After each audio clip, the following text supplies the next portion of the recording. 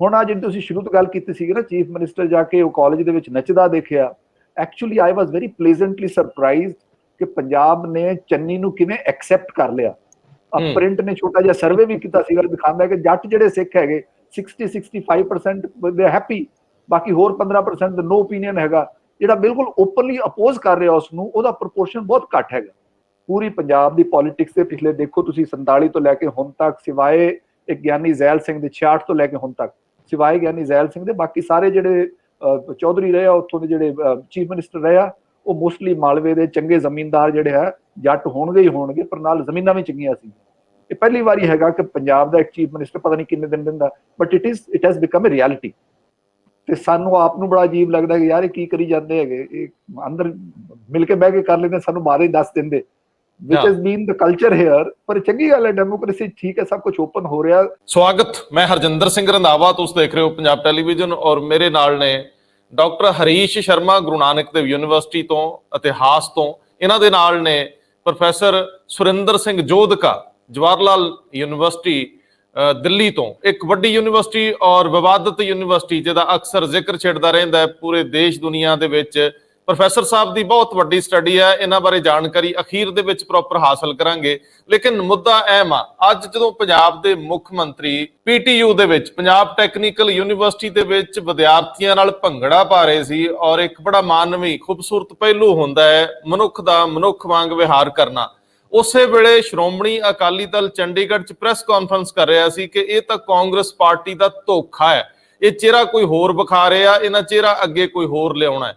ਜਿਹੜੀ ਵਰਗ ਵੰਡ ਦੀ ਰਾਜਨੀਤੀ, ਜਿਹੜਾ ਹੋ ਹੱਲਾ, ਜਿਹੜਾ ਕਮਲ ਕੁੱਟਿਆ ਜਾ ਰਿਹਾ ਸਿਆਸੀ ਪਾਰਟੀਆਂ ਵੱਲੋਂ, ਇਹ ਜ਼ਮੀਨ ਦੇ ਉੱਤੇ, ਧਰਾਤਲ ਦੇ ਉੱਤੇ ਪੰਜਾਬ ਦੇ ਦ੍ਰਿਸ਼ ਨੂੰ ਸਮਝਦਿਆਂ ਪ੍ਰੋਫੈਸਰ ਸਾਹਿਬਾਨ ਤੋਂ ਸਮਝਣ ਦਾ ਯਤਨ ਕਰਾਂਗੇ ਕਿ ਕੀ ਗਰਾਊਂਡ ਰਿਐਲਿਟੀ ਚੈੱਕ ਜਿਹੜਾ ਹੈ ਕਿ ਕਦੇ ਵਰਗਾਂ 'ਚ ਵੰਡ ਕੇ ਟੋਟਲ ਧਰੁਵੀਕਰਨ ਹੋ ਸਕਦਾ ਇਤਿਹਾਸਕ ਨਜ਼ਰੀਏ ਤੋਂ ਔਰ ਸਮਾਜਿਕ ਨਜ਼ਰੀਏ ਤੋਂ, ਕਿ ਪੰਜਾਬ ਨੂੰ ਜਿਸ ਤਰੀਕੇ ਨਾਲ ਪਰਿਭਾਸ਼ਿਤ ਕਰ ਰਹੀਆਂ ਸਿਆਸੀ ਪਾਰਟੀਆਂ, ਇਹਦਾ ਕੋਈ ਠੋਸ ਆਧਾਰ ਵੀ ਪਿਆ। ਸੋ ਸਭ ਤੋਂ ਪਹਿਲਾਂ ਮੈਂ ਪ੍ਰੋਫੈਸਰ ਜੋਧਕਾ, ਸਰਦਾਰ ਸੁਰਿੰਦਰ ਸਿੰਘ ਜੋਧਕਾ, ਉਹਨਾਂ ਨੂੰ ਪੁੱਛਣਾ ਚਾਹੂੰਗਾ ਕਿ ਜਿਹੜਾ ਕਮਲ ਕੁੱਟਿਆ ਜਾ ਰਿਹਾ, ਸਿਆਸੀ ਪਾਰਟੀਆਂ ਨੇ ਹੋ ਹੱਲਾ ਮਚਾਇਆ ਪਿਆ, ਇਹਦੇ ਵਿੱਚ ਮੈਨੂੰ ਦੱਸਿਓ ਬੰਦੇ ਦੀ ਕਾਬਲੀਅਤ ਨੂੰ ਪਾਸੇ ਰੱਖ ਕੇ ਅੰਕਿਆ ਜਾ ਰਿਹਾ ਔਰ ਉਹਨੂੰ ਦੇਖਿਆ ਆਧਾਰਾਂ ਤੇ ਜਾ ਰਿਹਾ ਕਿ ਇਹ ਕਿਸ ਕਮਿਊਨਿਟੀ ਵਰਗ ਵਿਸ਼ੇਸ਼ ਜਾਂ ਇਹ ਕਿੱਥੇ ਜੰਮਿਆ ਪਲਿਆ, ਇਹ ਮਨੁੱਖੀ ਕੀਮਤਾਂ ਦੇ ਨਜ਼ਰੀਏ ਤੋਂ ਔਰ ਸਾਡਾ ਜਿਹੜਾ ਜੋ ਢਾਂਚਾ ਹੈ ਗੁਰੂ ਬਾਬਿਆਂ ਦਾ, ਉਹਦੇ 'ਚ ਫਿੱਟ ਬੈਠਦਾ। ਔਰ ਦੂਜੀ ਗੱਲ,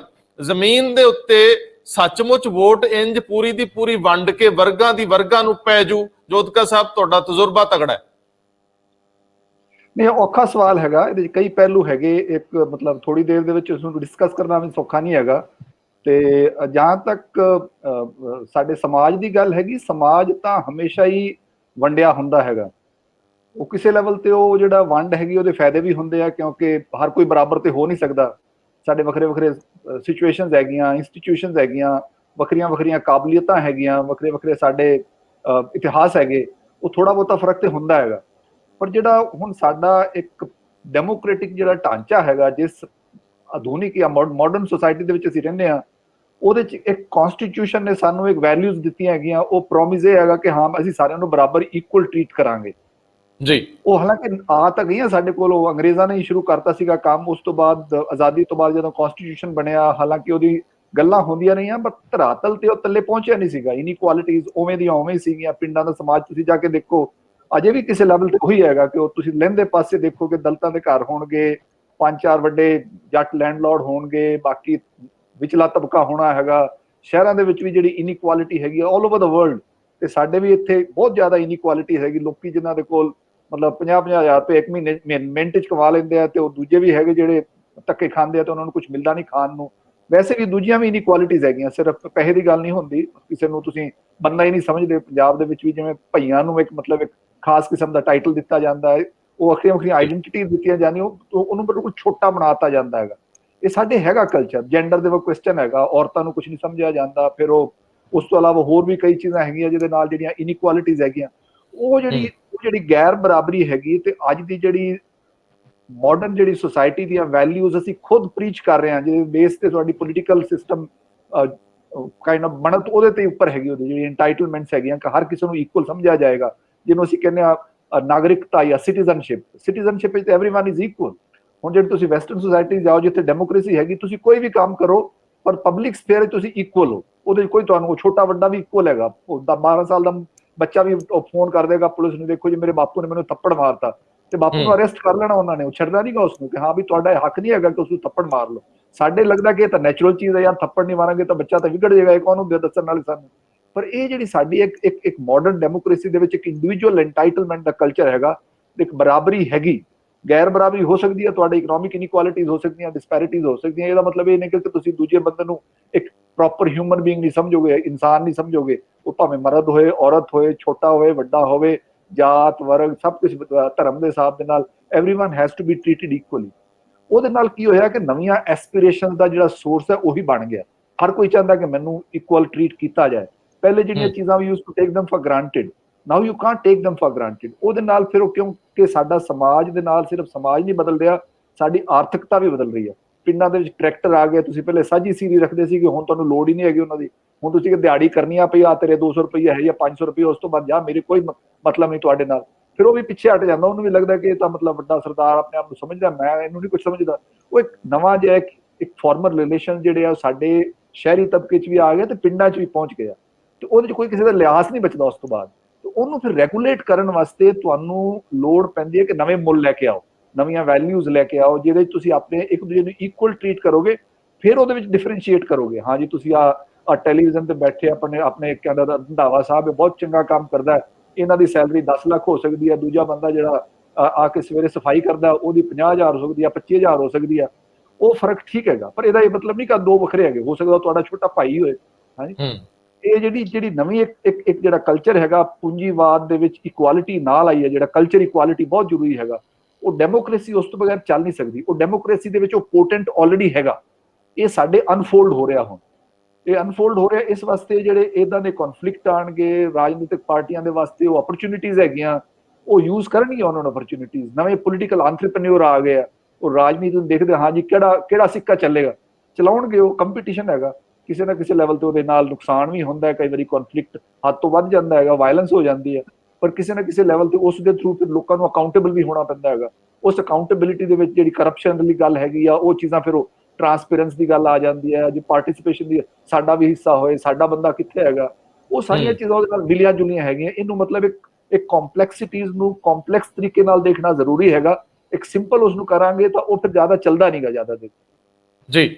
ਅਸਲ 'ਚ ਜਦੋਂ ਹਰੀਸ਼ ਸ਼ਰਮਾ ਜੀ, ਅਸੀਂ ਪ੍ਰੋਫੈਸਰ ਸਾਹਿਬ ਇਹਨਾਂ ਚੀਜ਼ਾਂ ਨੂੰ ਸਹਿਜ ਨਾਲ ਹੀ ਸੁਣੀਏ ਤਾਂ ਸੁਣਨ 'ਚ ਬਹੁਤ ਚੰਗੀਆਂ ਲੱਗਦੀਆਂ, ਲੇਕਿਨ ਜਦੋਂ ਇਹਨਾਂ ਨੂੰ ਡਿਜ਼ਾਈਨ ਕੀਤਾ ਜਾਂਦਾ ਹੈ, ਜਿਵੇਂ ਖਾਸ ਤੌਰ ਤੇ ਅਜੇ ਅਸੀਂ ਮੁਕੰਮਲ ਵਿਕਸਿਤ ਨਹੀਂ ਹੋਏ, ਅੱਜ ਵੀ ਸਾਡਾ ਕੁਝ ਐਸਾ ਵਰਗ ਆ ਜਿਹਨੂੰ ਸਿੱਖਿਅਤ ਕਰਨ ਦੀ ਲੋੜ ਆ, ਜਿਹਨੂੰ ਸਮਝਾਉਣਾ ਪੈਂਦਾ। ਹਾਲਾਂਕਿ ਸੋਸ਼ਲ ਮੀਡੀਆ ਨੇ ਘਰ ਘਰ ਡੇਰਾ ਪਾ ਲਿਆ, ਲੇਕਿਨ ਫਿਰ ਵੀ ਐਕਸਪਲੋਇਟ ਕੀਤਾ ਜਾਂਦਾ ਹੈ ਚੀਜ਼ਾਂ ਨੂੰ।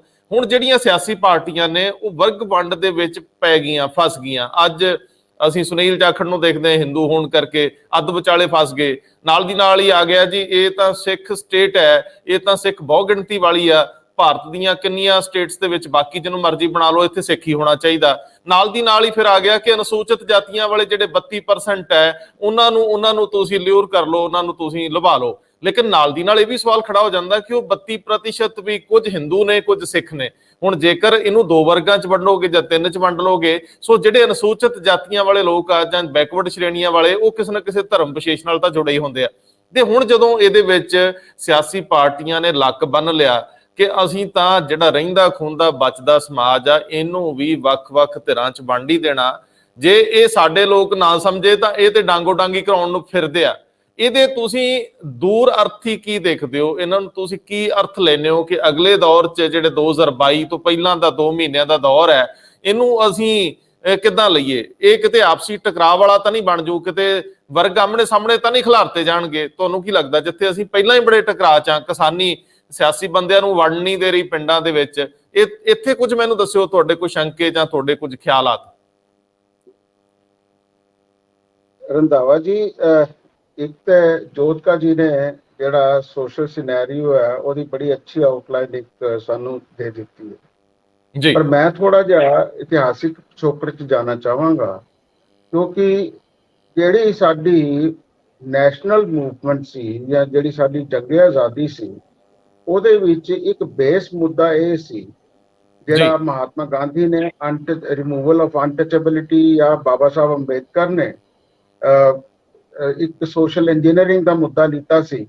ਉਸ ਮੁੱਦੇ ਦੇ ਮੁਤਾਬਕ ਇਹ ਸੀ ਕਿ ਕਾਸਟ ਨੂੰ ਕਿਸ ਤਰੀਕੇ ਦੇ ਨਾਲ ਜਾਂ ਕਾਸਟ ਸਿਸਟਮ ਨੂੰ ਕਿਸ ਤਰੀਕੇ ਦੇ ਨਾਲ ਅਸੀਂ ਮਿਨੀਮਾਈਜ਼ ਕਰ ਸਕਦੇ ਹਾਂ। ਦੇਖੀਏ, ਜਿਹੜੀਆਂ ਕਾਸਟ ਸਿਸਟਮ ਦੀਆਂ ਪ੍ਰੈਕਟਿਸ ਵੀ ਰਹਿ ਸਨ ਉਹ ਤੇ ਕਾਫੀ ਹੱਦ ਤੱਕ ਖਤਮ ਹੋ ਗਈਆਂ, ਪਰ ਕਾਸਟ ਖਤਮ ਨਹੀਂ ਹੋਈ। ਹੁਣ ਅੱਜ ਜਿਹੜੀ ਇਹ ਸਿਚੁਏਸ਼ਨ ਹੈ ਕਿ ਕਾਸਟ ਜਿਹੜੀ ਹੈ ਪਰਸਿਸਟ ਕਰਦੀ ਪਈ ਹੈ। ਉਹ ਕਾਸਟ ਆਈਡੈਂਟਿਟੀ ਜਿਹੜੀ ਹੈ ਉਹ ਅਸੀਂ ਨਾ ਕੇਵਲ ਸੋਸ਼ਲ ਲੈਵਲ ਦੇ ਉੱਤੇ ਬਲਕਿ ਪੋਲੀਟੀਕਲ ਲੈਵਲ ਦੇ ਉੱਤੇ ਵੀ ਪ੍ਰੋਜੈਕਟ ਕਰਦੇ ਪਏ ਹਾਂ ਜੀ। ਔਰ ਜਿਹੜੀ ਅੱਜ ਦੀ ਜਿਹੜੀ ਸਥਿਤੀ ਹੈ ਜਿਸ ਦੇ ਵਿੱਚ ਕਾਸਟ ਨੂੰ ਲੈ ਕੇ ਹੀ ਸਾਰੀ ਪੋਲੀਟੀਕਲ ਇਕੁਏਸ਼ਨ ਬਣਦੀ ਪਈ ਹੈ, ਉਹ ਜਿਹੜੀ ਸਥਿਤੀ ਹੈ ਮੈਨੂੰ ਲੱਗਦਾ ਹੈ ਕਿ ਉਹ ਸਥਿਤੀ ਜਿਹੜੀ ਹੈ ਅਲਟੀਮੇਟਲੀ ਇੱਕ ਕਨਫਲਿਕਟ ਵੱਲ ਲੈ ਕੇ ਜਾਂਦੀ ਹੈ, ਜਿਹਦਾ ਇਸ਼ਾਰਾ ਜੋਤਕਾ ਜੀ ਨੇ ਵੀ ਕੀਤਾ। ਉਹ ਕਨਫਲਿਕਟ ਵੱਲ ਲੈ ਕੇ ਜਾਂਦੀ ਹੈ। ਜੇ ਤੇ ਕੰਪੀਟੀਸ਼ਨ ਦੇ ਲੈਵਲ ਤੱਕ ਰਵੇ ਤੇ ਕੰਪੀਟੀਸ਼ਨ ਹੈਲਦੀ ਵੀ ਹੋ ਸਕਦਾ ਹੈ, ਪਰ ਇਹ ਕੰਪੀਟੀਸ਼ਨ ਤੋਂ ਅੱਗੇ ਜਾਂਦੇ ਨੇ। ਜਿਸ ਤਰੀਕੇ ਦੇ ਨਾਲ ਤੁਸੀਂ ਕਾਂਗਰਸ ਦੇ ਵਿੱਚ ਜਿਹੜੀਆਂ ਡਿਵੈਲਪਮੈਂਟਸ ਪਿਛਲੇ 3-4 ਮਹੀਨਿਆਂ ਦੇ ਵਿੱਚੋਂ ਹੋਈਆਂ ਔਰ ਅਲਟੀਮੇਟਲੀ ਚੰਨੀ ਸਾਹਿਬ ਜਿਹੜੇ ਨੇ ਮੁੱਖ ਮੰਤਰੀ ਦਾ ਚਿਹਰਾ ਉੱਭਰ ਕੇ ਸਾਹਮਣੇ ਆਏ ਨੇ, ਇਹ ਜਿਹੜੀਆਂ ਸਾਰੀਆਂ ਡਿਵੈਲਪਮੈਂਟਸ ਨੇ ਇਹ ਕਾਸਟ ਨੂੰ ਔਰ ਜਿਹੜਾ ਅਸੀਂ ਕਹਾਂਗੇ ਕਿ ਕਮਿਊਨਿਟੀ ਨੂੰ ਇਹ ਜ਼ਿਆਦਾ ਮੁਖਰ ਤਰੀਕੇ ਦੇ ਨਾਲ ਜ਼ਿਆਦਾ ਮੈਂ ਕਹਾਂਗਾ ਕਿ ਐਮਪੈਥਿਕ ਹੋ ਕੇ ਇਹ ਜਿਹੜੀਆਂ ਗੱਲਾਂ ਕਰਦੇ ਪਏ ਨੇ, ਉਹ ਗੱਲਾਂ ਜਿਹੜੀਆਂ ਨੇ ਉਹ ਸਮਾਜ ਦੀ ਸਿਹਤ ਵਾਸਤੇ ਹਾਨੀਕਾਰਕ ਨੇ, ਲਾਹੇਵੰਦ ਨਹੀਂ ਹੋ ਸਕਦੀ। ਜੇ ਤੇ ਕੰਪੀਟੀਸ਼ਨ ਦੇ ਲੈਵਲ ਤੇ ਰਹੀਏ ਫਾਈਨ, ਪਰ ਜੇ ਅਸੀਂ ਉਹਨੂੰ ਕਨਫਲਿਕਟ ਦੇ ਲੈਵਲ ਤੱਕ ਲੈ ਕੇ ਜਾਣ ਦੀ ਕੋਸ਼ਿਸ਼ ਕਰੀਏ ਤੇ ਉਹ ਜਿਹੜਾ ਹੈ ਉਹ ਸਮਾਜ ਵਾਸਤੇ ਲਾਹੇਵੰਦ ਨਹੀਂ ਹੋ ਸਕਦਾ। ਤੁਹਾਡਾ ਮਤਲਬ ਹੈ ਕਿ ਜਦੋਂ ਇਹ ਇਕੁਏਸ਼ਨਸ ਪਹਿਲਾਂ ਵੀ ਹੁੰਦੀਆਂ ਸੀਗੀਆਂ ਔਰ ਜਦੋਂ ਉਹਨਾਂ ਦਾ ਜਮਾ ਜੋੜ ਕੀਤਾ ਜਾਂਦਾ ਸੀ ਉਹ ਪਰਦੇ ਦੇ ਪਿੱਛੇ ਹੁੰਦਾ ਸੀ, ਉਦੋਂ ਦੇਖਿਆ ਜਾਂਦਾ ਸੀ ਕਿ ਕਿਸ ਖਿੱਤੇ ਦੇ ਵਿੱਚ ਕਿਸ ਵਰਗ ਦੇ ਕਿੰਨੇ ਲੋਕ ਆ, ਉਹਨਾਂ ਲਈ ਕਿਸ ਤਰ੍ਹਾਂ ਦੀਆਂ ਪਾਲਿਸੀਜ਼ ਲੈ ਕੇ ਆਉਣੀਆਂ। ਉਦੋਂ ਵਿਅਕਤੀ ਵਿਸ਼ੇਸ਼ ਮੂਹਰੇ ਰੱਖ ਕੇ ਨਹੀਂ ਸੀ ਦੇਖੇ ਜਾਂਦੇ ਕਿ ਫਲਾਣੇ ਬੰਦੇ ਇੰਨੇ ਆ, ਇੰਨੀਆਂ ਵੋਟਾਂ ਨੇ ਤੇ ਇਹਨਾਂ ਦਾ ਬੰਦਾ ਅੱਗੇ ਲੈ ਆਓ। ਲੇਕਿਨ ਹੁਣ ਜਿੰਨੀ ਤੇਜ਼ੀ ਨਾਲ, ਕਿਉਂਕਿ ਸਭ ਤੋਂ ਪਹਿਲਾਂ ਭਾਰਤੀ ਜਨਤਾ ਪਾਰਟੀ ਜੋਧਕਾ ਸਾਹਿਬ ਇਸ ਗੱਲ ਨੂੰ, ਇਸ ਤਜਰਬੇ ਨੂੰ ਕਰਦੀ ਹੈ। ਉਹ ਕਹਿੰਦੇ ਜੀ ਅਸੀਂ ਪੰਜਾਬ ਦੇ ਵਿੱਚ ਦਲਿਤ ਚਿਹਰਾ ਦੇਾਂਗੇ, ਫਿਰ ਨਾਲ ਦੀ ਨਾਲ ਅਕਾਲੀ ਦਲ ਜਿਹੜਾ ਉਹ ਡਿਪਟੀ ਸੀਐਮ ਦੀ ਗੱਲ ਕਰਨ ਲੱਗ ਜਾਂਦਾ ਤੇ ਉਹ ਬਹੁਜਨ ਸਮਾਜ ਪਾਰਟੀ ਨਾਲ ਤੁਰੰਤ ਬੀਜੇਪੀ ਨੂੰ ਛੱਡ ਕੇ ਬਹੁਜਨ ਸਮਾਜ ਪਾਰਟੀ ਨਾਲ ਗੱਠਜੋੜ ਕਰ ਲੈਂਦਾ। ਲੇਕਿਨ ਕਾਂਗਰਸ ਉਹਨਾਂ ਦੇ ਉੱਤੋਂ ਦੀ ਇੱਕ ਛੱਕਾ ਮਾਰਦੀ ਹੈ, ਲੇਕਿਨ ਇਹਨੂੰ ਬਣਾਉਣ ਤੋਂ ਪਹਿਲਾਂ ਉਹਨਾਂ ਦੇ ਅੰਦਰ ਵੀ ਇੱਕ ਰੋਸ ਖੜਾ ਹੋ ਜਾਂਦਾ। ਸੁਖਜਿੰਦਰ ਸਿੰਘ ਰੰਧਾਵਾ ਉਸ ਜਿਹੜੀ ਇਹਨਾਂ ਦੀ ਵਿਧਾਇਕਾਂ ਦੀ ਮੀਟਿੰਗ ਉਹਦੇ ਚ ਸਾਫ਼ ਕਹਿ ਦਿੰਦੇ ਆ ਕਿ ਇੱਥੇ ਤੁਹਾਨੂੰ ਜ਼ਰੂਰ ਜੱਟ ਸਿੱਖ ਬਣਾਉਣਾ ਚਾਹੀਦਾ, ਇੱਥੇ ਤੁਹਾਨੂੰ ਸਿੱਖ ਚਿਹਰਾ ਬਣਾਉਣਾ ਚਾਹੀਦਾ, ਬਾਕੀ ਸਟੇਟਾਂ 'ਚ ਕਾਂਗਰਸ ਜਿਹੜੇ ਮਰਜ਼ੀ ਚਿਹਰੇ ਲੈ ਪਏ। ਉਸੇ ਵੇਲੇ ਸੁਨੀਲ ਜਾਖੜ ਨੂੰ ਵਿਰੋਧ ਦਾ ਸਾਹਮਣਾ ਕਰਨਾ ਪੈ ਜਾਂਦਾ ਜਦੋਂ ਅੰਬਿਕਾ ਸੋਨੀ ਕਹਿ ਦਿੰਦੇ ਆ ਕਿ ਨਹੀਂ ਇੱਥੇ ਸਿੱਖ ਹੀ ਬਣਨਾ ਚਾਹੀਦਾ, ਹਿੰਦੂ ਨਹੀਂ ਹੋਣਾ ਚਾਹੀਦਾ, ਮੈਂ ਆਪਣਾ ਨਾਂ ਅੱਗੇ ਨਹੀਂ ਵਧਾ ਰਹੀ, ਪਿੱਛੇ ਲੈ ਰਹੀ। ਔਰ ਉਸੇ ਵੇਲੇ ਕਾਂਗਰਸ ਇੱਕ ਕੈਲਕੂਲੇਸ਼ਨ ਦੇ ਵਿੱਚ ਸਰਦਾਰ ਚਰਨਜੀਤ ਸਿੰਘ ਚੰਨੀ ਨੂੰ ਮੁੱਖ ਮੰਤਰੀ ਬਣਾ ਦਿੰਦੀ, ਲੇਕਿਨ ਨਾਲ ਹੀ ਹਰੀਸ਼ ਰਾਵਤ ਸਿੱਧੂ ਨੂੰ ਬਾਈ ਦਾ ਚਿਹਰਾ ਬਣਾਉਂਦੇ ਆ। ਫਿਰ ਸੁਰਜੇਵਾਲਾ ਨੂੰ ਉਹ ਚਿਹਰਾ ਵਾਪਸ ਲੈਣਾ ਪੈ ਜਾਂਦਾ, ਇਹ ਕਹਿ ਕੇ ਕਿ ਨਹੀਂ ਚਿਹਰਾ ਤਾਂ ਮੁੱਖ ਮੰਤਰੀ ਹੋਣਗੇ ਨਾਲ ਉਹਨਾਂ ਦੇ ਸਿੱਧੂ ਵੀ ਹੋਣਗੇ। ਸੋ ਇਸ ਵੇਲੇ ਯੂਪੀ ਦੀ ਇਕੁਏਸ਼ਨ ਤੇ ਪੰਜਾਬ ਦੀ ਇਕੁਏਸ਼ਨ ਨੂੰ ਸਮਾਨਾਂਤਰ ਵੇਖਣਾ ਹੋਵੇ, ਕਾਂਗਰਸ ਫਸ ਗਈ ਹੈ, ਉਹਨਾਂ ਨੂੰ ਸਰਦਾਰ ਚਰਨਜੀਤ ਸਿੰਘ ਚੰਨੀ ਨੂੰ ਅੱਗੇ ਵਧਾਉਣਾ ਪੈਣਾ, ਇਹਦੇ 'ਚ ਕੋਈ ਦੋ ਰਾਵਾਂ ਨਹੀਂ। ਪਰ ਤੁਹਾਨੂੰ ਲੱਗਦਾ ਹੈ ਕਿ ਕਾਂਗਰਸ ਨੂੰ ਇਸ ਮੂਵ ਦਾ ਬੈਨੀਫਿਟ ਹੋਊਗਾ? ਜਿਹੜੀ ਮੂਵ ਤੋਂ ਡਰੇ ਹੋਏ ਅਕਾਲੀ ਤਰਲੋ ਮੱਛੀ ਹੋ ਰਿਹਾ ਕਿ ਇਹ ਤਾਂ ਝੂਠੇ ਆ ਜੀ, ਅਸਲ ਤਾਂ ਅਸੀਂ ਹਤੈਸ਼ੀ ਆ। ਸੋ ਤੁਹਾਨੂੰ ਲੱਗਦਾ ਹੈ ਕਿ ਇਹ ਚੀਜ਼ ਜਿਹੜੀ ਆ ਵਰਕ ਕਰੂਗੀ ਅਗਲੇ ਦਿਨਾਂ 'ਚ, ਜੋ ਤੁਸੀਂ ਹੁਣ ਤੱਕ ਸਮਝਿਆ? ਰੰਧਾਵਾ ਸਾਹਿਬ ਤੁਹਾਡਾ ਸਵਾਲ ਨਾ ਬਹੁਤ ਅਹਿਮ ਹੈਗਾ ਤੇ 2-3 ਸਵਾਲ ਹੈਗੇ ਤੇ ਜੁੜੇ ਹੋਏ, ਮੈਨੂੰ ਥੋੜਾ ਜਿਹਾ ਟਾਈਮ ਦੇਣਾ। ਪਹਿਲੀ ਗੱਲ ਤੇ ਹੈਗੀ ਕਿ ਪਹਿਲੀ ਗੱਲ ਤਾਂ ਇਹ ਹੈਗੀ ਕਿ ਇਹ ਚੀਜ਼ਾਂ ਸ਼ਰੇਆਮ ਓਪਨ 'ਚ ਹੋ ਰਹੀਆਂ ਨੇ ਤੇ ਸਾਨੂੰ ਆਪ ਨੂੰ ਬੜਾ ਅਜੀਬ ਲੱਗਦਾ ਕਿ ਯਾਰ ਇਹ ਕੀ ਕਰੀ ਜਾਂਦੇ ਹੈਗੇ, ਇਹ ਅੰਦਰ ਮਿਲ ਕੇ ਬਹਿ ਕੇ ਕਰ ਲੈਂਦੇ, ਸਾਨੂੰ ਬਾਹਰ ਹੀ ਦੱਸ ਦਿੰਦੇ, which has been the culture here. ਪਰ ਚੰਗੀ ਗੱਲ ਹੈ, ਡੈਮੋਕ੍ਰੇਸੀ ਠੀਕ ਹੈ, ਸਭ ਕੁਝ ਓਪਨ ਹੋ ਰਿਹਾ ਤੇ ਉਹਨਾਂ ਨੇ ਅਕੋਮੋਡੇਸ਼ਨ ਕਰ ਲਈ, ਉਸ ਤੋਂ ਬਾਅਦ ਇਕੱਠੇ ਹੋ ਗਿਆ। ਉਹਦਾ ਆਪਣੇ ਆਪ ਨੂੰ ਦੇਖਣ ਦਾ ਨਜ਼ਰੀਆ ਹੈਗਾ। ਇਨ ਸਮ ਸੈਂਸ ਇਟ ਇਜ਼ ਗੁੱਡ ਕਿ ਕਾਂਗਰਸ ਪਾਰਟੀ ਆਪਣੀ ਜਿਹੜੀ ਇੰਟਰਨਲ ਪਰਿਵਾਰਕ ਪੋਲਿਟਿਕਸ ਆ ਉਹ ਵੀ ਪਬਲਿਕ 'ਚ ਖੇਲ ਰਹੀ ਆ, ਵਿਚ ਬੈਡ ਆਲਸੋ ਬਿਕੋਜ਼ ਫਿਰ ਐਕਸਪੋਜ਼ਰ ਹੋ ਜਾਂਦਾ, ਪਰ ਲੋਕਾਂ ਨੂੰ ਉਹਦੇ ਆਪਣੇ ਜਵਾਬਦਾਰੀ ਜਿਹੜੀ ਉਹਦੀ ਵੱਧ ਜਾਂਦੀ ਹੈ। ਫਿਰ ਦੂਜੀ ਗੱਲ ਜਿਹੜੀ ਨਾ, ਆਈ ਥਿੰਕ ਉਹ ਬੜੀ ਇੰਪੋਰਟੈਂਟ ਗੱਲ ਹੈ ਕਿ ਇਹ ਕੀ ਕਾਰਨ ਹੈਗਾ ਕਿ ਪਿਛਲੇ ਸਾਲ 'ਚ ਇਹ ਦਲਿਤ ਦੀ ਗੱਲ ਹੋਣ ਲੱਗੀ ਹੈ ਪੰਜਾਬ ਵਿੱਚ। ਇਹਨੂੰ ਸ਼ੁਰੂ ਕੀਤਾ ਬੀਜੇਪੀ ਨੇ ਸ਼ੁਰੂ ਕੀਤਾ। ਉਹਨਾਂ ਦਾ ਇੱਕ ਆਪਣਾ ਜਿਹੜਾ ਇਲੈਕਟੋਰਲ ਕੈਲਕੂਲੇਸ਼ਨ ਸੀਗੀ ਕਿ ਭਾਈ ਪੰਜਾਬ ਦੇ ਵਿੱਚ ਜਿਹੜਾ ਜੱਟ ਸਿੱਖ ਹੈਗਾ ਤੇ ਸਿੱਖ ਵੋਟ ਹੀ ਹੈਗਾ, ਇਹਨੂੰ ਕਿਵੇਂ ਰਿਡੰਡੈਂਟ ਕੀਤਾ ਜਾਏ, ਇਹਦੀ ਇਰਰੈਲੇਵੈਂਟ ਕਰਤਾ ਜਾਏ। ਉਹਦਾ ਇਰਰੈਲੇਵੈਂਟ ਕਰਨ ਦਾ ਉਹਨਾਂ ਨੂੰ ਇੱਕ ਫਾਰਮੂਲਾ ਲੱਭਿਆ ਕਿ ਹਾਂ ਜੀ ਤੁਸੀਂ ਦਲਿਤ ਚੁੱਕੋ, ਦਲਿਤ 32% ਹੈਗੇ, ਤੁਹਾਡੇ ਕੋਲ 15-20% ਤੁਹਾਡਾ ਪੁਰਾਣਾ ਵੋਟ ਬੇਸ ਹੈਗਾ ਜਿਹੜਾ ਪੰਜਾਬੀ ਸ਼ਹਿਰੀ ਹਿੰਦੂ ਹੈਗਾ, ਉਹ ਮਿਲਾ ਕੇ ਤੁਹਾਡਾ 50-55% ਬਣ ਜਾ, ਉਹਦੇ ਵਿੱਚ ਤੁਹਾਨੂੰ 40% ਵੀ ਮਿਲ ਜਾਣ, 35% ਵੀ ਮਿਲ ਜਾਣ, ਤੁਹਾਡੇ ਕੋਲ ਵਿਨਿੰਗ ਕੰਬੀਨੇਸ਼ਨ ਆ ਜਾਂਦਾ ਹੈ, ਮਤਲਬ ਬਾਕੀ ਸਾਰੇ ਇਰਰੈਲੇਵੈਂਟ ਹੋ ਜਾਂਦੇ ਆ। ਦੈਟ ਵਾਸ देयर ਕੈਲਕੂਲੇਸ਼ਨ, ਮਤਲਬ ਜਿਹੜੀ ਮਤਲਬ ਦਿੱਲੀ 'ਚ ਬੈਠ ਕੇ ਜਿਹੜੀ ਕੈਲਕੂਲੇਸ਼ਨ ਹੁੰਦੀ ਹੈਗੀ। ਫਿਰ ਤੁਸੀਂ ਕਹਿ ਰਹੇ ਹੋ ਅਕਾਲੀ ਵੀ ਗੱਲ ਕਰ ਰਹੇ ਆ, ਬੀਐਸਪੀ ਦੇ ਨਾਲ ਉਹਨਾਂ ਦਾ ਅਲਾਇੰਸ ਵੀ ਹੋ ਜਾਂਦਾ, ਇਹ ਹੋ ਕਿਉਂ ਰਿਹਾ? ਹਾਂਜੀ, ਇਹਦੇ ਪਿੱਛੇ ਮੈਨੂੰ ਲੱਗਦਾ ਜਿਹੜਾ ਪੰਜਾਬ ਦਾ ਸਮਾਜਿਕ ਢਾਂਚੇ ਦੇ ਵਿੱਚ ਪਰਿਵਰਤਨ ਹੋਇਆ ਪਿਛਲੇ 30 ਸਾਲਾਂ ਦੇ ਵਿੱਚ। ਮੈਂ ਪੰਜਾਬ ਨੂੰ ਸਟੱਡੀ ਕਰ ਰਿਹਾ ਪਿਛਲੇ ਲੇਟ 90s 'ਚ ਮੈਂ ਸ਼ੁਰੂ ਕੀਤਾ ਸੀਗਾ, ਜਦੋਂ ਮੈਂ ਪੰਜਾਬ ਯੂਨੀਵਰਸਿਟੀ ਕੰਮ ਕਰਦਾ ਹੁੰਦਾ ਸੀਗਾ, ਉਦੋਂ ਮੈਂ ਇੰਪੀਰੀਕਲ ਕੰਮ ਕਰਨਾ ਸ਼ੁਰੂ ਕੀਤਾ ਸੀਗਾ। ਤੁਸੀਂ ਦੇਖੋ ਪੰਜਾਬ ਦੇ ਇਤਿਹਾਸ ਵਿੱਚ ਜਾਓ ਨਾ, ਜਿਹੜਾ ਪੰਜਾਬ ਦੇ ਪਿੰਡਾਂ ਦਾ ਜਾਂ ਸ਼ਹਿਰਾਂ ਦਾ ਇਤਿਹਾਸ ਹੈਗਾ, ਉਹ ਕਰੀਬਨ ਲੇਟ 90s ਦੇ ਵਿੱਚ ਉੱਥੇ ਇੱਕ ਨਵੇਂ ਤਰ੍ਹਾਂ ਦਾ ਕਨਫਲਿਕਟ ਸ਼ੁਰੂ ਹੋਇਆ ਸੀਗਾ, ਜਿਹੜਾ ਸ਼ਰਮਾ ਜੀ ਨੂੰ ਕਨਫਲਿਕਟ ਦੀ ਗੱਲ ਕਰ ਰਹੇ ਸੀਗੇ, ਆਪਾਂ ਉਹ ਦੇਖ ਚੁੱਕੇ ਹਾਂ। ਤੁਹਾਨੂੰ ਯਾਦ ਹੋਣਾ 2002-3 ਦੇ ਵਿੱਚ ਤਲਨ ਦੇ ਵਿੱਚ ਇੱਕ ਬਹੁਤ ਵੱਡਾ ਕਨਫਲਿਕਟ ਹੋਇਆ ਸੀਗਾ, ਜਲੰਧਰ ਦੇ ਕੋਲ ਪਿੰਡ ਹੈਗਾ, ਉਹਦੀਆਂ ਇੰਪਲੀਕੇਸ਼ਨ ਬਹੁਤ ਸੀਗੀਆਂ। ਉਸ ਤੋਂ ਬਾਅਦ ਕਈ ਪਿੰਡਾਂ ਦੇ ਵਿੱਚ ਹੋਇਆ, ਮੈਂ ਸਟੱਡੀ ਵੀ ਕੀਤੀ, ਇੱਕ ਪੇਪਰ ਵੀ ਛਾਪਿਆ। ਮਾਲਵੇ ਦੇ ਵਿੱਚ ਜ਼ਮੀਨਾਂ ਨੂੰ ਲੈ ਕੇ ਰੋਜ਼ ਦੇ ਝਗੜੇ ਹੋਣ ਲੱਗੇ ਦਲਿਤਾਂ ਦੇ ਤੇ ਜੱਟਾਂ ਦੇ, ਕਿਉਂਕਿ ਜੱਟਾਂ ਦੇ ਕੋਲ ਅਜੇ ਵੀ ਪਾਵਰ ਹੈਗੀ, ਤੇ ਜੱਟਾਂ ਦੀ ਪਾਵਰ ਪਿੰਡ ਦੇ ਵਿੱਚ ਇੰਨੀ ਜ਼ਿਆਦਾ ਸੀਗੀ ਕਿ ਦਲਿਤ ਨੂੰ ਕੋਈ ਜ਼ਮੀਨ, ਪੰਚਾਇਤ ਦੀ ਜ਼ਮੀਨ ਵੀ ਨਹੀਂ ਸੀ ਮਿਲਦੀ। ਉਹ ਉਸੇ ਨੂੰ ਕਰਨਗੇ, ਭਾਵੇਂ ਉਹਨਾਂ ਦਾ ਹਿੱਸਾ ਹੋਏ ਤਾਂ ਵੀ ਉਹ ਜੱਟ ਹੀ ਉਹ ਜ਼ਮੀਨ ਦਾ ਕੰਮ ਕਰਨਗੇ। ਉਹ ਲੈ ਕੇ ਉਹਨਾਂ ਨੂੰ ਇੱਕ ਕਨਫਲਿਕਟ ਸ਼ੁਰੂ ਹੋ ਗਿਆ ਸੀਗਾ। ਉਹਦਾ ਕਾਰਨ ਇਹ ਸੀਗਾ ਕਿ ਪੰਜਾਬ ਦਾ ਜਿਹੜਾ ਪੇਂਡੂ ਸਮਾਜ, ਪਹਿਲੇ ਜਿਹੜੀ ਮੈਂ ਗੱਲ ਕਰ ਰਿਹਾ ਸੀਗਾ, ਫਾਰਮਲਾਈਜ਼ ਹੋ ਚੁੱਕਿਆ ਸੀਗਾ।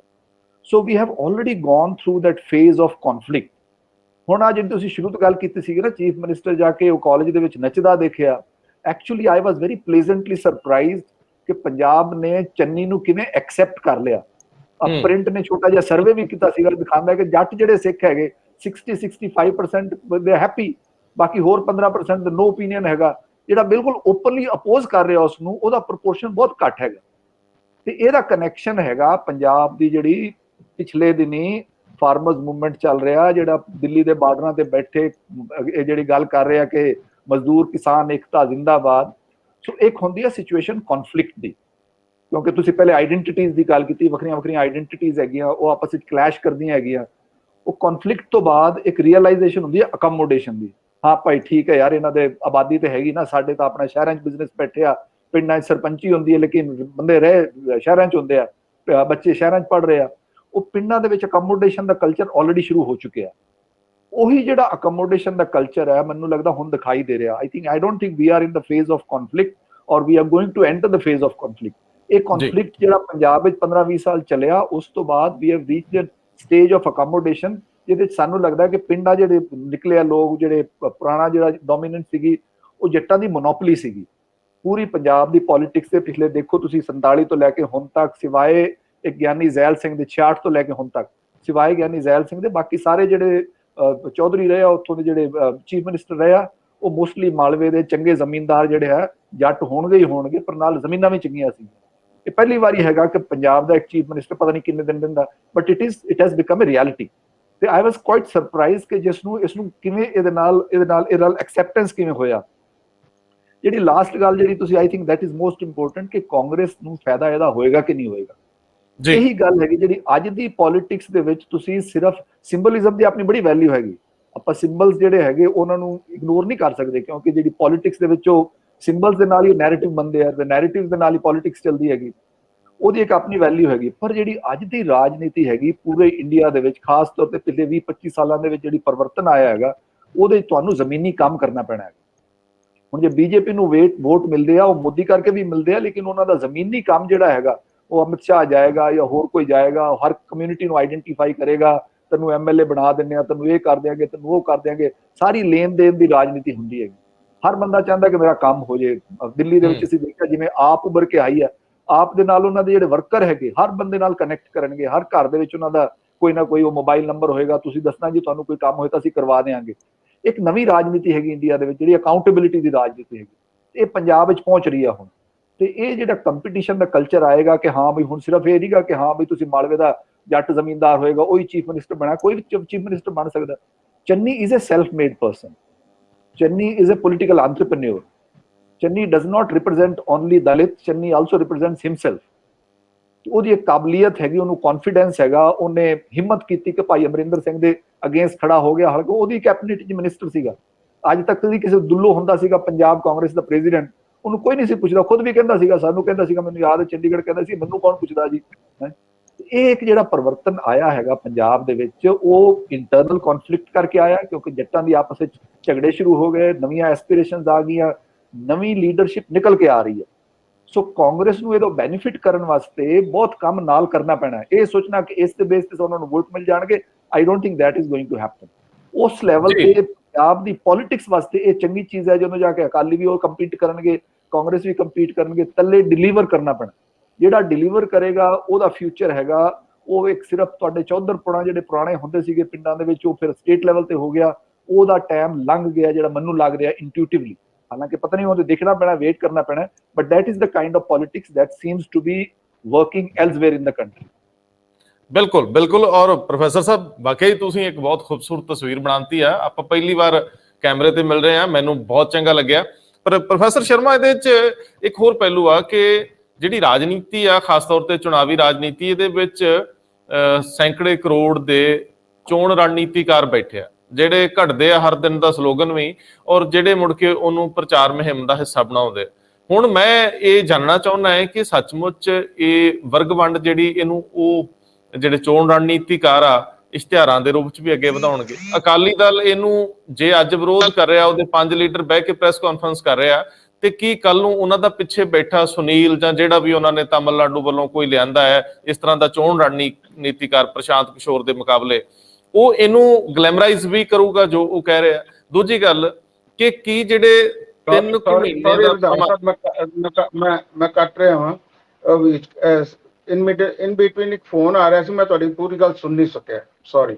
ਹਾਂ, ਮੈਂ ਇਹ ਬੇਨਤੀ ਕੀਤੀ ਹੈ ਕਿ ਜਿਹੜੇ ਚੋਣ ਰਣਨੀਤੀਕਾਰ ਨੇ ਉਹ ਇਸ ਤਰ੍ਹਾਂ ਦੀ ਵਰਗ ਵੰਡ ਨੂੰ ਹੁਣ ਗਲੈਮਰਾਈਜ਼ ਕਰਨਗੇ, ਜਿਹੜੇ 100 200 300 ਕਰੋੜ ਦੇ ਹਾਇਰ ਕੀਤੇ ਸਾਰੀਆਂ ਪਾਰਟੀਆਂ ਨੇ। ਤੇ ਦੂਜਾ ਸਵਾਲ ਆ ਕਿ ਕੀ 3 ਮਹੀਨੇ ਜਾਂ 100 ਦਿਨ ਦੇ ਵਿੱਚ ਇਹ ਜਿਹੜੀ ਮੌਜੂਦਾ ਸਰਕਾਰ ਆ, ਇਹ ਉਹ ਸਾਰੇ ਜਿਹੜੇ ਅਹਿਮ ਮੁੱਦੇ ਆ ਉਹਨਾਂ ਨੂੰ ਹੱਥ ਪਾ ਲੂਗੀ? ਕੈਪਟਨ ਅਮਰਿੰਦਰ ਸਿੰਘ ਤਾਂ ਸਾਫ਼ ਕਹਿੰਦੇ, ਫੜ ਲਓ ਜਾ ਕੇ ਮਜੀਠੀਏ ਨੂੰ, ਫੜ ਲਓ ਜਾ ਕੇ ਬਾਦਲਾਂ ਨੂੰ, ਤੁਸੀਂ ਤਾਂ ਰੋਜ਼ ਕਹਿੰਦੇ ਸੀ, ਹੁਣ ਸਰਕਾਰ ਤੁਹਾਡੀ ਕਰਦੇ ਕਿਉਂ ਨਹੀਂ? ਮੇਰਾ ਮਤਲਬ ਹੈ ਕਿ ਇਹ ਕੁਝ ਐਸੇ ਸੰਕਟ ਵੀ ਖੜੇ ਆ, ਇਹ ਦੋਵੇਂ ਮਸਲੇ ਕਿੱਦਾਂ ਦੇਖਦੇ ਹੋ? ਵੈਸੇ ਤੇ ਜੋਧਕਾ ਸਾਹਿਬ ਨੇ ਇੱਕ ਬੜੀ ਗੱਲ ਕਲੀਅਰ ਕਰ ਦਿੱਤੀ ਹੈ ਕਿ ਅਲਟੀਮੇਟਲੀ ਉਸੇ ਨੇ ਸਰਵਾਈਵ ਕਰਨਾ ਜਿਹੜਾ ਪਰਫਾਰਮੈਂਸ ਦਵੇਗਾ, ਕਿਉਂਕਿ ਜਿਸ ਕਿਸਮ ਦੀ ਬਿਸਾਤ ਇਸ ਵੇਲੇ ਰਾਜਨੀਤੀ ਦੀ ਬਿਸਾਤ ਇਹਨਾਂ ਨੇ ਵਿਛਾ ਦਿੱਤੀ ਹੈ, ਔਰ ਬੇਸ਼ੱਕ ਇਹ ਕਾਸਟ ਦੀ ਗੱਲ ਵੀ ਕਰਦੇ ਨੇ, ਰਿਲੀਜਨ ਦੀ ਗੱਲ ਵੀ ਕਰਦੇ ਨੇ, ਬੇਸ਼ੱਕ ਕਰਦੇ ਰਹਿਣ, ਪਰ ਅਲਟੀਮੇਟਲੀ ਜਿਹੜੀ ਪਰਫਾਰਮੈਂਸ ਹੈ, ਜੇ ਤੇ ਇਹ ਕੁਝ ਕਰ ਦਿਖਾਣਗੇ ਤੇ ਫਿਰ ਦੇ ਲੋਕ ਇਹਨਾਂ ਦੇ ਨਾਲ ਰਹਿਣਗੇ। ਜੇ ਇਹ ਜਿਸ ਤਰੀਕੇ ਦੇ ਨਾਲ ਵਾਅਦੇ ਕੀਤੇ ਜਾ ਰਹੇ ਨੇ ਜਾਂ ਤਰੀਕੇ ਦੇ ਨਾਲ ਪ੍ਰੋਜੈਕਟ ਕੀਤਾ ਜਾ ਰਿਹਾ, ਜੇ ਉਹ ਨਾ ਕਰ ਸਕੇ ਤੇ ਲੋਕਾਂ ਨੇ ਇਹਨਾਂ ਨੂੰ ਬਿਲਕੁਲ ਵੀ ਐਕਸੈਪਟ ਨਹੀਂ ਕਰਨਾ। ਜਿਹੜੀ ਰਾਜਨੀਤੀ ਇਸ ਵੇਲੇ ਚੱਲਦੀ ਪਈ ਆ, ਉਸ ਰਾਜਨੀਤੀ ਦੇ ਵਿੱਚ ਇੱਕ ਦੂਸਰੇ ਦੇ ਉੱਤੇ ਜਿਹੜੀ ਇਲਜ਼ਾਮ ਤਰਾਸ਼ੀ ਕੀਤੀ ਜਾ ਰਹੀ ਹੈ, ਉਹ ਕੈਪਟਨ ਸਿੱਧੂ ਤੇ ਇਲਜ਼ਾਮ ਲਗਾ ਰਹੇ ਨੇ, ਔਰ ਸਿੱਧੂ ਜਵਾਬ ਵੀ ਨਹੀਂ ਦੇ ਰਿਹਾ, ਔਰ ਕਾਂਗਰਸ ਲੈਵਲ ਦੇ ਉੱਤੇ ਵੀ ਜਿਹੜੇ ਜਵਾਬ ਆ ਵੀ ਗਿਆ ਹੈ, ਪਰ ਉਹਦੇ ਨਾਲ ਮੈਨੂੰ ਨਹੀਂ ਲੱਗਦਾ ਕਿ ਕੋਈ ਗਰਾਊਂਡ ਰਿਐਲਿਟੀ ਦੇ ਉੱਤੇ ਫਰਕ ਪਏਗਾ। ਹਾਂ, ਇਹ ਜ਼ਰੂਰ ਹੈ ਕਿ ਉਹਦੇ ਨਾਲ ਜਿਹੜੀਆਂ ਕਾਂਗਰਸ ਦੀਆਂ ਧਿਰਾਂ ਬਣ ਗਈਆਂ ਨੇ, ਉਹ ਇੱਕ ਦੂਜੇ ਤੋਂ ਦੂਰ ਜਾਣਗੀਆਂ, ਔਰ ਉਸ ਲੈਵਲ ਦੇ ਉੱਤੇ ਹੀ ਜਿਹੜਾ ਇੱਕ ਕੰਪੀਟੀਸ਼ਨ ਜਿਹੜਾ ਇਹਨਾਂ ਦਾ ਆਪਸ ਦੇ ਵਿੱਚ ਬਣਿਆ ਰਹੇਗਾ। ਅੱਜ ਇੱਕ ਗੱਲ ਹੋਰ ਵੀ ਹੋਈ ਹੈ ਕਿ ਬੀਜੇਪੀ ਵੱਲੋਂ ਹਰਿਆਣਾ ਦੇ ਜਿਹੜੇ ਹੋਮ ਮਿਨਿਸਟਰ ਨੇ ਮਿਸਟਰ ਅਨਿਲ ਵਿਜ, ਉਹਨਾਂ ਨੇ ਅਨਿਲ ਵਿਜ ਨੇ ਕੈਪਟਨ ਅਮਰਿੰਦਰ ਸਿੰਘ ਨੂੰ ਬੀਜੇਪੀ ਦੇ ਨਾਲ ਰਲਣ ਦਾ ਜਿਹੜਾ ਹੈ ਉਹ ਇਸ਼ਾਰਾ ਵੀ ਕਰ ਦਿੱਤਾ ਹੈ, ਪਰ ਮੇਰਾ ਨਹੀਂ ਖਿਆਲ ਕਿ ਇਹ ਇਸ ਕਿਸਮ ਦੀ ਰਿਐਲਿਟੀ ਜਿਹੜੀ ਹੈ ਉਹ ਬਣੇਗੀ ਅਲਟੀਮੇਟ। ਜੀ ਮੈਂ ਜੋਧਕਾ ਸਾਹਿਬ, ਲਾਸਟ ਸਵਾਲ ਹੈ ਮੇਰਾ, ਜਿਹੜਾ ਮੈਂ ਪ੍ਰੋਫੈਸਰ ਹਰੀਸ਼ ਸ਼ਰਮਾ ਜੀ ਨੂੰ ਕੀਤਾ, ਇਹੀ ਸਵਾਲ ਆ ਕਿ ਕੀ ਆਉਂਦੇ ਦਿਨੀ ਇਹਨੂੰ ਗਲੈਮਰਾਈਜ਼ ਕੀਤਾ ਜਾਊਗਾ? ਜਿਹੜਾ ਇਹਨਾਂ ਨੇ 2-2 400 ਕਰੋੜ ਦਾ ਬਜਟ ਰੱਖਿਆ ਤੇ ਚੋਣ ਰਣਨੀਤੀਕਾਰ ਹਾਇਰ ਕੀਤੇ ਆ, ਤੇ ਜਦੋਂ ਉਹ ਗਲੈਮਰਾਈਜ਼ ਕਰਨਗੇ ਵਰਗ ਵੰਡ ਨੂੰ, ਤੇ ਉਹਦਾ ਸਮਾਜ ਉੱਤੇ ਕੋਈ ਪੁੱਠਾ ਅਸਰ, ਨਕਾਰਾਤਮਕ ਅਸਰ ਆਊਗਾ? ਇਹ ਸਵਾਲ ਆ। ਦੂਜਾ, ਉਹ ਕੈਪਟਨ ਸਾਹਿਬ ਵਾਲੀ ਗੱਲ ਕਹਿੰਦੇ ਫੜ ਲਓ ਜਾ ਕੇ ਹੁਣ ਸ਼ਰੀਕਾਂ ਨੂੰ, ਉਹ ਲੱਗਦਾ ਤੁਹਾਨੂੰ ਪੰਜਾਬ ਦੀ ਜਿਹੜੀ ਅਗਲੇ ਦਿਨਾਂ ਦੀ ਰਾਜਨੀਤੀ 2 ਮਹੀਨਿਆਂ ਦੀ ਏਦਾਂ ਅੱਗੇ ਚੜੂਗੀ, ਟਕਰਾਅ ਵਧੂਗਾ, ਟਕਰਾਅ ਦੇ ਵਿੱਚ ਵੋਟ ਕੱਢੀ ਜਾਊਗੀ? ਜਿਹੜੀ ਰਾਜਨੀਤੀ ਪਿਛਲੇ 20 ਸਾਲਾਂ ਦੇ ਵਿੱਚ ਜਿਹੜੀ ਮੈਂ ਗੱਲ ਕਰ ਰਿਹਾ ਸੀਗਾ, ਉਹ ਬਦਲੀ ਹੈਗੀ, ਉਹਦੇ ਨਾਲ ਅਕਾਊਂਟੇਬਿਲਿਟੀ ਵਧੀ ਹੈਗੀ। ਔਨ ਦਾ ਨੈਗੇਟਿਵ ਸਾਈਡ ਜਿਹੜਾ ਹੈਗਾ, ਸਾਡੀ ਇੰਡੀਆ ਦੀ ਡੈਮੋਕ੍ਰੇਸੀ ਦੇ ਵਿੱਚ ਜਿਹੜਾ ਪੈਸਾ ਤੇ ਮੀਡੀਆ, ਇਹਦਾ ਜਿਹੜਾ ਰੋਲ ਹੈਗਾ, ਉਸਨੇ ਡੈਮੋਕ੍ਰੇਸੀ ਨੂੰ ਅੰਡਰਮਾਈਨ ਕੀਤਾ ਹੈਗਾ। ਤੁਸੀਂ ਨੈਰੇਟਿਵ ਬਣਾ ਦਿਓ, ਤੁਸੀਂ ਇੱਕ ਖਾਸ ਤਰ੍ਹਾਂ ਦਾ ਸਿੰਬਲਿਜ਼ਮ ਖੜਾ ਕਰ ਦਿਓ, ਉਹਦੇ ਨਾਲ ਜਿਹੜੀਆਂ ਤੁਹਾਡੀਆਂ ਬੇਸ ਵੀਕਨੈਸਿਸ ਹੈਗੀਆਂ ਉਹਨਾਂ ਨੂੰ ਉਭਾਰੋ, ਲੋਕਾਂ ਦੇ ਵਿੱਚ ਕਨਫਲਿਕਟ ਪੈਦਾ ਕਰੋ। ਇਹ ਵੀ ਸਾਡੇ ਪੋਲੀਟੀਕਲ ਕਲਚਰ ਬਣ ਗਿਆ ਹੈਗਾ। ਤੇ ਉਹ ਜਿਹੜੀ ਤੁਸੀਂ ਗੱਲ ਕੀਤੀ, ਉਹ ਵੇਰੀਏਬਲ ਆਪਣੇ ਆਪ ਵਿੱਚ ਬਹੁਤ ਅਹਿਮ ਵੇਰੀਏਬਲ ਹੈਗਾ। ਉਹ ਕਿਵੇਂ ਅਨਫੋਲਡ ਕਰਦਾ, ਕਿਵੇਂ ਪੋਲੀਟੀਕਲ ਪਾਰਟੀਆਂ ਕਿਸ ਲੈਵਲ ਤੱਕ ਆਪਣੀਆਂ ਡੈਸਪੀਰੇਸ਼ਨ ਦਿਖਾਉਂਦੀਆਂ ਹੈਗੀਆਂ, ਉਹਨੂੰ ਦੇਖਣਾ ਪੈਣਾ ਹੈਗਾ। ਹੋਪਫੁਲੀ ਪੰਜਾਬ ਦੇ ਲੋਕ ਰਿਸਪੌਂਡ ਨਹੀਂ ਕਰਨਗੇ, ਪਰ ਕੋਈ ਭਰੋਸਾ ਨਹੀਂਗਾ, ਕਿਉਂਕਿ ਉਹ ਤਰੀਕਾ ਜਿਹੜਾ ਲੋਕਾਂ ਨੇ ਅਜ਼ਮਾਇਆ ਹੈਗਾ, ਕਈ ਜਗ੍ਹਾ ਤੇ ਕੰਮ ਵੀ ਕੀਤਾ ਹੈਗਾ। ਕਨਫਲਿਕਟ ਪੈਦਾ ਕਰਕੇ ਤੁਸੀਂ ਪੋਲਰਾਈਜ਼ ਕਰ ਦਿਓ, ਪੋਲਰਾਈਜ਼ ਕਰਕੇ ਫਿਰ ਤੁਸੀਂ ਪੈਸਾ ਬਹਾ ਦਿਓ, ਇੱਕ ਪੂਰਾ ਦਾ ਪੂਰਾ ਮੀਡੀਆ ਖਰੀਦਿਆ ਜਾਂਦਾ ਹੈਗਾ। ਮੀਡੀਆ ਦੇ ਵਿੱਚ ਸਾਰੀ ਜਿਹੜੀ ਹੈਗੀ ਤੁਹਾਡਾ ਸਿੰਬਲਿਜ਼ਮ ਹੈ, ਇਮੈਜੀਨੇਸ਼ਨ ਹੈ, ਹਰ ਉਹ ਇੱਕ ਤੁਸੀਂ ਉਹਨੂੰ ਕੁੱਟ ਕੇ ਇੰਨਾ ਭਰ ਦਿੰਦੇ ਹੋ, ਤੁਹਾਡੇ ਦਿਮਾਗ ਵਿੱਚ ਹੋਰ ਕੁਝ ਆਉਂਦਾ ਹੀ ਨਹੀਂਗਾ। ਫੇਸਬੁੱਕ ਤੋਂ ਲੈ ਕੇ ਹਰ ਐਡਵਰਟਾਈਜ਼ਮੈਂਟ ਦੇ ਵਿੱਚ ਕਿਤੇ ਨਾ ਕਿਤੇ ਉਹ ਇੱਕ ਰਿਐਲਿਟੀ ਹੈਗੀ, ਤੇ ਉਸ ਰਿਐਲਿਟੀ ਦਾ ਜਿਹੜਾ ਕਿੰਨਾ ਅਸਰ ਹੋਏਗਾ, ਵੀ ਡੋਂਟ ਰੀਅਲੀ ਨੋ। ਤੇ ਬਾਕੀ ਦੂਜਾ ਕਿਹੜਾ ਤੁਹਾਡਾ ਸਵਾਲ ਸੀਗਾ? ਮੇਰਾ ਇਹੀ ਸੀਗਾ ਕਿ ਜਿਹੜਾ ਹੁਣ ਕੈਪਟਨ ਨੇ ਸਿੱਧਾ ਉਹਨਾਂ ਨੂੰ ਚੈਲੰਜ ਹੀ ਦਿੱਤਾ ਕਿ ਤੁਸੀਂ ਕਹਿੰਦੇ ਸੀ ਬੜਾ ਸੌਖਾ ਯਾਰ, ਕੋਈ ਕਾਨੂੰਨ ਦਾ ਵੀ ਰਾਜ ਆ, ਮੈਂ ਪੜ੍ਹ ਕੇ ਇਹਦਾ ਇਹਨਾਂ ਨੂੰ ਫਾਇਦਾ ਹੋਣਾ ਹੈ। ਕਾਂਗਰਸ ਪਾਰਟੀ ਨੂੰ ਜਿਹੜਾ ਐਂਟੀ ਇਨਕੰਬੈਂਸੀ ਸੀਗੀ ਨਾ, ਉਹ ਇਹਨਾਂ ਨੇ ਇੰਟਰਨਲੀ ਹਜ਼ਮ ਕਰ ਲਈ ਹੈ। ਕਿਉਂਕਿ ਤੁਹਾਡਾ ਪੋਲੀਟੀਕਲ ਦੇਖੋ ਨਾ, ਜਿਹੜੀ ਨਵੀਂ ਗਵਰਨਮੈਂਟ ਆਉਂਦੀ ਹੈ, ਉਹਨੂੰ ਆਮ ਲੋਕ ਸਾਲ ਸਵਾ ਸਾਲ ਦਿੰਦੇ ਹੈਗੇ ਕਿ ਹਾਂ ਵੀ ਸਾਡੇ ਕੋਲ ਟਾਈਮ ਹੀ ਨਹੀਂ ਹੈਗਾ, ਕਿਵੇਂ ਕਰ ਲੈਣਗੇ। ਕੋਈ ਵੀ ਨਹੀਂ ਕਹੇਗਾ ਹਾਂ ਜੀ ਇਹ 2 ਦਿਨਾਂ 'ਚ ਕਿਵੇਂ ਕਰ ਲੈਣਗੇ, ਉਹ ਕੇਸ ਉਹਨੇ ਜੇ ਵਿਗਾੜਤਾ, ਟਾਈਮ ਲੱਗੇਗਾ ਜੀ। ਉਹਦੇ ਵਾਸਤੇ ਇਹਦਾ ਫਾਇਦਾ ਕਾਂਗਰਸ ਨੂੰ ਹੋਣਾ ਹੈ ਕਿ ਲੀਡਰਸ਼ਿਪ ਇਹਨਾਂ ਨੇ ਬਦਲੀ ਹੈਗੀ। ਜਿਹੜੀ ਸਾਰੀ ਐਂਟੀ ਇਨਕੰਬੈਂਸੀ ਕੈਪਟਨ ਦੇ ਅਗੇਂਸਟ ਸੀਗੀ, ਉਹ ਕਿਸੇ ਨਾ ਕਿਸੇ ਲੈਵਲ ਤੇ ਵੀਕਨ ਤੇ ਹੋ ਜਾਣੀ ਹੈ, ਨਿਊਟਰਲਾਈਜ਼ ਨਹੀਂ ਹੋਣੀ। ਤਾਂ ਬਾਕੀ ਡਿਪੈਂਡ ਕਰਦਾ ਹੈ ਕਿੰਨਾ ਕੰਮ ਕਰਨਗੇ, ਕਿਵੇਂ ਕਰਨਗੇ। ਪਤਾ ਲੱਗ ਜਾਂਦਾ ਜਿਵੇਂ ਲੋਕਾਂ ਨਾਲ ਇੰਟਰੈਕਸ਼ਨ ਕਰ ਰਹੇ ਨੇ, ਕਨੈਕਟ ਕਰ ਰਹੇ ਨੇ, ਉਸ ਕਨੈਕਸ਼ਨ ਦੇ ਨਾਲ ਕੋਈ ਪ੍ਰੋਬਲਮ ਵੀ ਹੋ ਸਕਦੀਆਂ ਹੈਗੀਆਂ, ਪਰ ਲੋਕਾਂ ਨੂੰ ਲੱਗੇਗਾ ਹਾਂ ਯਾਰ ਇਹ ਤਾਂ ਨਵੀਂ ਲੀਡਰਸ਼ਿਪ ਆ ਗਈ, ਨਵੇਂ ਬੰਦੇ ਹੈਗੇ, ਇਹਨਾਂ ਨੂੰ ਟਰਾਈ ਕਰਨਾ ਚਾਹੀਦਾ। ਜਿਵੇਂ ਪੰਜਾਬ ਨੇ ਥੋੜੇ ਦਿਨ ਪਹਿਲੇ ਆਪ ਨੂੰ ਟਰਾਈ ਕਰਨ ਦੀ ਕੋਸ਼ਿਸ਼ ਕੀਤੀ ਸੀਗੀ, ਉਹਨੂੰ ਲੱਗਿਆ ਸੀਗਾ ਨਵੇਂ ਬੰਦੇ ਹੈਗੇ, ਯੰਗ ਬੰਦੇ ਹੈਗੇ। Punjab is desperate for experiment. Punjab ਦੇ ਵਿੱਚ ਜਿਹੜਾ ਹੈਗਾ ਨਾ, ਬਾਕੀ ਸਾਰੇ ਦੇਸ਼ ਦੇ ਵਿੱਚ ਲੀਡਰਸ਼ਿਪ ਚੇਂਜ ਪਹਿਲੇ ਹੋ ਗਈ ਸੀਗੀ। ਜਿਹੜਾ 1980 ਦੇ ਦਹਾਕੇ ਚ ਬਿਹਾਰ ਵਿੱਚ ਹੋ ਗਿਆ ਸੀਗਾ, ਉਹ ਪੰਜਾਬ ਵਿੱਚ ਹੁਣ ਹੋ ਰਿਹਾ। ਪੰਜਾਬ ਬਹੁਤ ਪਿਛੜਿਆ ਇਸ ਮਾਮਲੇ 'ਚ, ਸਾਨੂੰ ਰਿਕਗਨਾਈਜ਼ ਕਰਨਾ ਚਾਹੀਦਾ। ਪੰਜਾਬ ਦੀ ਲੀਡਰਸ਼ਿਪ ਉਹੀ ਚੱਲ ਰਹੀ ਹੈ ਜਿਹੜੀ ਬਾਕੀ ਇੰਡੀਆ ਦੇ ਵਿੱਚ 1980s ਤੱਕ ਚੱਲੀ ਸੀ। ਪੰਜਾਬ ਦੇ ਵਿੱਚ ਪਹਿਲੀ ਵਾਰੀ ਲੀਡਰਸ਼ਿਪ ਲੈਵਲ ਤੇ ਚਰਨਿੰਗ ਹੋ ਰਹੀ ਹੈ, ਤੇ ਉਹ ਨਵੀਆਂ ਕੋਈ ਕਨਸਟੀਟਿਊਸ਼ਨ ਨਿਕਲ ਕੇ ਆ ਰਹੀਆਂ। ਸਾਡੇ ਅਜੇ ਵੀ ਓਬੀਸੀ ਕਨਸਟੀਟਿਊਐਂਸੀ ਨਹੀਂ ਬਣੀ, ਤੇ ਉਹ ਆਈਡੈਂਟੀਟੀਜ਼ ਦਾ ਜਿਹੜਾ ਹੈਗਾ, ਉਹ ਕਮਿਊਨਲ ਪੋਲਰਾਈਜੇਸ਼ਨ ਕਰਕੇ ਜਾਂ ਹੋਰ ਕਿਸੇ ਕਾਰਨ ਕਰਕੇ, ਉਹ ਹੁਣ ਜਿਹੜਾ ਮਤਲਬ ਮੂਵਮੈਂਟ ਹੈਗਾ ਪੰਜਾਬ ਦੇ ਵਾਸਤੇ, I think it's a very creative movement. ਇਹਦੇ ਵਿੱਚ ਸਾਡੇ ਵਰਗੇ ਬੰਦਿਆਂ ਨੂੰ ਰਿਸਪੌਂਸਿਬਲ ਰੋਲ ਪਲੇ ਕਰਨਾ ਪੈਣਾ, ਤਾਂ ਕਿ ਕੰਸਟਰਕਟਿਵ ਸਾਈਡ ਤੇ ਜਾਏ, ਡਿਸਟਰਕਟਿਵ ਸਾਈਡ ਤੇ ਨਾ ਜਾਏ। ਕਿਉਂਕਿ ਓਪਨ ਜਦੋਂ ਹੁੰਦਾ ਨਾ, ਉਹਦੇ ਫਿਰ ਕਿਸੇ ਪਾਸੇ ਵੀ ਜਾ ਸਕਦੀਆਂ ਚੀਜ਼ਾਂ। ਬਿਲਕੁਲ ਬਿਲਕੁਲ, ਮੰਚ ਬੜੇ ਵੱਧ ਗਿਆ, ਪਲੇਟਫਾਰਮ ਬੜੇ ਦੇਤੇ ਸੋਸ਼ਲ ਮੀਡੀਆ ਕਰਕੇ। ਔਰ ਤੁਹਾਡੀ ਗੱਲ ਠੀਕ ਹੈ ਕਿ ਪਤਾ ਨਹੀਂ ਹੁੰਦਾ ਹਵਾ ਦਾ ਰੁਖ ਕਿੱਧਰ ਨੂੰ ਚਲੇ ਜਾਣਾ, ਤੇ ਕਈ ਵਾਰੀ ਸਿਆਣੇ ਬੰਦੇ ਵੀ ਗੈਰ ਜ਼ਿੰਮੇਵਾਰਾਨਾ ਮੰਚਾਂ ਤੇ ਖੜੇ ਹੋ ਜਾਂਦੇ ਜਾ ਕੇ, ਤੇ ਉਹਦਾ ਅਸਰ ਨੈਗੇਟਿਵ ਹੀ ਹੁੰਦਾ। ਖੈਰ, ਇਹ ਬੜਾ ਸੈਂਸਿਟਿਵ ਮਾਮਲਾ, ਇਹਨੂੰ ਅਗਲੇ ਦਿਨਾਂ 'ਚ ਸੋਸਾਇਟੀ ਕਿਵੇਂ ਅਡਾਪਟ ਕਰਦੀ ਹੈ, ਇਹ ਦੇਖਣਾ ਹੋਊਗਾ। ਬਹੁਤ ਮਿਹਰਬਾਨੀ, ਬਹੁਤ ਧੰਨਵਾਦ। Thank you.